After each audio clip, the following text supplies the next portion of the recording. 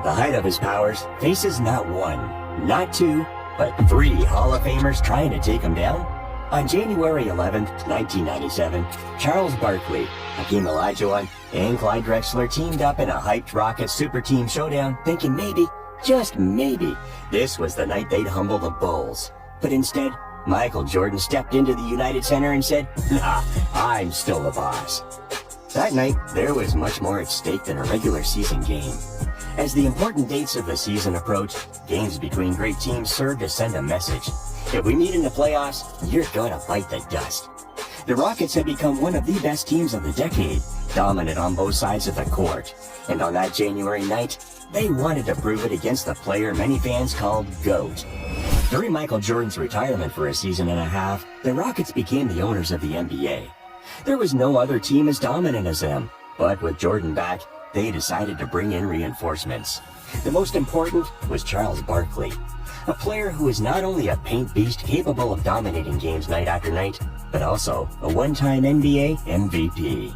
In August 1996, the Suns decided to start a new era, sending Barkley to the Houston Rockets in exchange for a big haul in return. And Rudy Tomjanovich thought, yeah, this is it. But the most incredible thing is that without him, the Rockets were already one of the best teams in the NBA.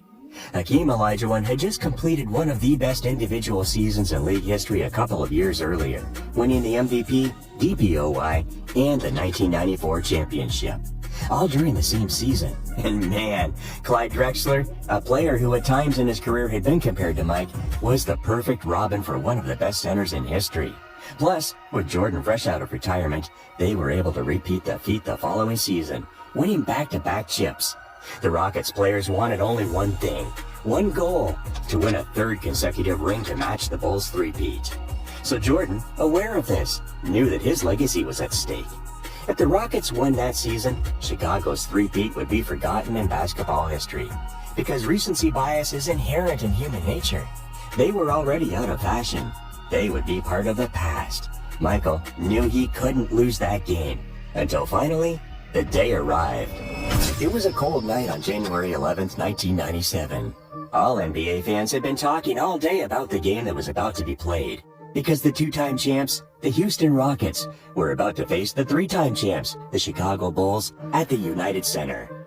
The winning team would send a message to the entire league, and indirectly, it would also become the team to beat.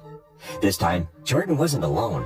At his side was Scottie Pippen, a player who had evolved even more in his absence. But he also had Dennis Rodman, a player who started out as his nemesis, but ended up becoming one of the players who protected him the most on the hardwood.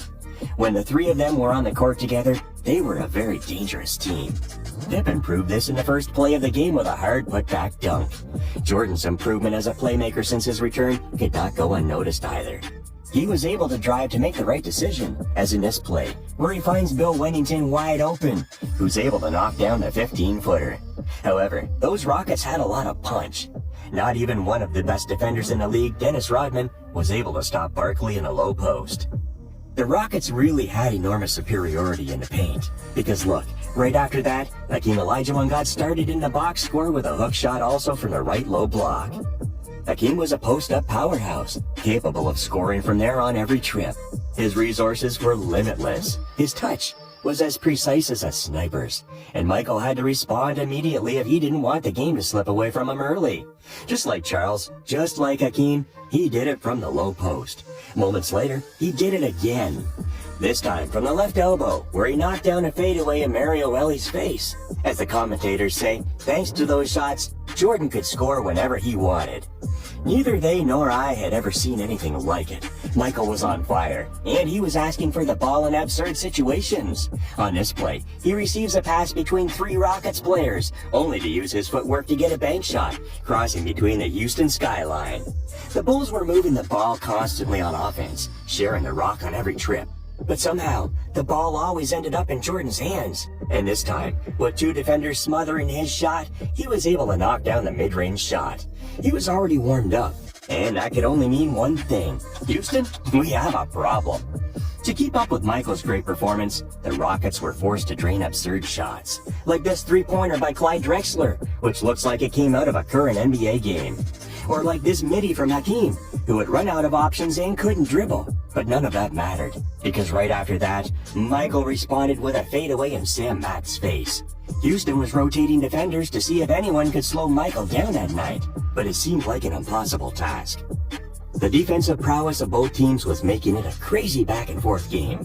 The teams were making silly mistakes that cost them turnovers, and with fewer possessions, it's much harder to win. Even more so when Hakeem was drilling completely absurd threes like this one. But when things were getting out of hand, Michael was there, stealing balls, disrupting the offense, and making the right decisions in transition. Although his best was yet to come that night, he was already the Bulls' most impactful player in the first half. That said, it wasn't enough. The Rockets led by 3 points, 43-40, when the second quarter clock ran out. Chicago's legacy, the honor of a dynasty that wanted to return to the elite, was at stake, because the Rockets had no intention of taking their foot off the gas. Pippen was the first to break the ice in the third quarter with a 3 from the top of the key that the Bulls desperately needed. Right after that, he emulated Jordan, receiving the ball at the low post, just before knocking down a mid-range shot in the face of Clyde Drexler. But we all know that Michael wouldn't be long in joining the party. Like Scotty, he went for the top of the key 3 coming off the screen, and he swished it with incredible ease. Meanwhile, on the other side of the court, Hakeem continued to show why he was the best player in the world during Jordan's retirement. The man also knew everything that was at stake in that game, and he continued to demonstrate his dominance from the low post. His fadeaways, although less spectacular than MJ's, were also absolutely lethal. Jordan tried to find those valuable but scarce spaces in the paint from which he could score. On this play, he receives a good entry pass from Rodman, and after a great spin move, he's able to lay the ball in the hoop. Even when he missed, hustlers on the roster like Dennis Rodman were alert to the rebound to get second chance points. But man, Hakeem was doing the impossible that night. Every time he got the ball, it was 2 points for the Rockets. On this play, not even Jordan's defensive help was enough. However, Jordan responded immediately with his own 3 after an inbounds play in which he was left wide open from the right wing. I mean, the fear that he would impose by driving or cutting to the basket had the Rockets defenders on edge under the basket, and that caused them to make mistakes. Pippen also continued to knock down difficult threes, and the Rockets realized that their defensive game plan had to change. But with Jordan back on the court, everyone knew who the go-to man would be for the rest of the game. He started going to his spots, whether it was the low block or the elbows, to get those difficult shots that were layups for him. This time, Randy Livingston was the victim, as the Rockets defenders kept rotating on MJ. It seemed like no one wanted that responsibility, although honestly, I don't blame them. The Grim Reaper was back, and this time his victim was Mario Elie. Jordan took him back to the left elbow, the spot from which Michael had just scored over Livingston. And again, with another fadeaway going right, he drilled the midi over 3 Rockets defenders. The Bulls saw the lead on the scoreboard grow more and more in their favor, so they started to like what they were seeing. They didn't just want to win the game against Houston, they wanted the Rockets players to remember it in the playoffs as well. And with plays like this, they seemed to emulate the Showtime Lakers at times. Even Rodman was getting his buckets, but Jordan's show wasn't over yet. With just 3 minutes left on the clock, he received the ball on the right wing and drained another 3-pointer that didn't even touch the rim. But even that wasn't enough for him. He wanted to finish off the Rockets like an executioner. And on the next play, with the Houston players' spirits already in the gutter, he drilled his 4th 3-pointer of the night. This time from the top of the key. Yet another dagger that knocked out a 2-time champion team. With that 3-pointer, Michael sent them to the grave. Forever.